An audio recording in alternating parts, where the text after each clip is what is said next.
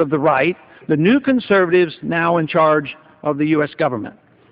The remnants' instincts were correct, and the politicians placated them with talk of free markets, limited government, and a humble, non-nation-building foreign policy. However, little concern for civil liberties was expressed in this recent quest for less government.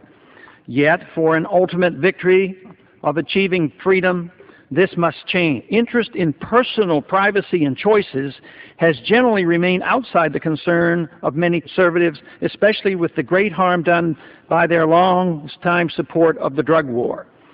Even though some confusion has emerged over our foreign policy since the breakdown of the Soviet Union, it's been a net benefit in getting some conservatives back on track with a less militaristic interventionist foreign policy. Unfortunately, though, after 9/11, the cause of liberty suffered a setback. As a result, millions of Americans voted for the less-than-perfect conservative revolution because they believed in the promises of the politicians. Now, there's mounting evidence to indicate exactly what happened to the revolution. Government is bigger than ever, and future commitments are overwhelming. Millions will soon become disenchanted with the new status quo delivered to the American people by the advocates of limited government, and will find it to be just more of the old status quo. Victories for limited government have turned out to be hollow indeed. Since the national debt is increasing at a rate greater than $500 billion per year, the debt limit was recently increased by an astounding $984 billion. Total U.S. government obligations are $43 billion, while total net worth of all U.S. households is just over $44 trillion. The country is broke, but no one in Washington seems to notice or care. The philosophic and political commitment for both guns and butter, and especially the expanding American empire, must be challenged. This is crucial for our survival. In spite of the floundering economy, the Congress and the administration continues to take on new commitments in foreign aid, education, farming, medicine, multiple efforts at nation building, and preemptive wars around the world. Already we're entrenched in Iraq and Afghanistan with plans to soon add new trophies to our conquest.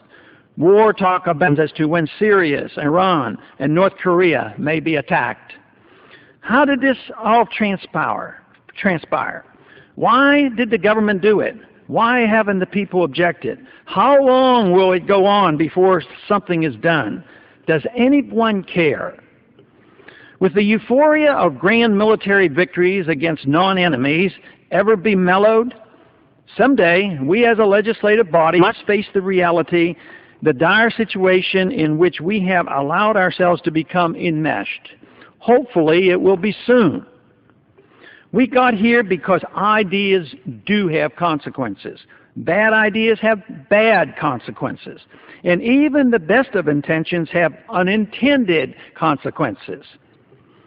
We need to know exactly what the philosophic ideas were that drove us to this point, then, hopefully, reject them and decide on another set of intellectual parameters. There is abundant evidence exposing those who drive our foreign policy, justifying preemptive war. Those who scheme are proud of their achievements in usurped control over foreign policy. These are the neoconservatives of recent fame. Granted, they are talented and achieved a political victory that all policymakers must admire. But can freedom and the Republic survive this takeover? That question should concern us. Neoconservatives are obviously in positions of influence and are well placed throughout our government and the media.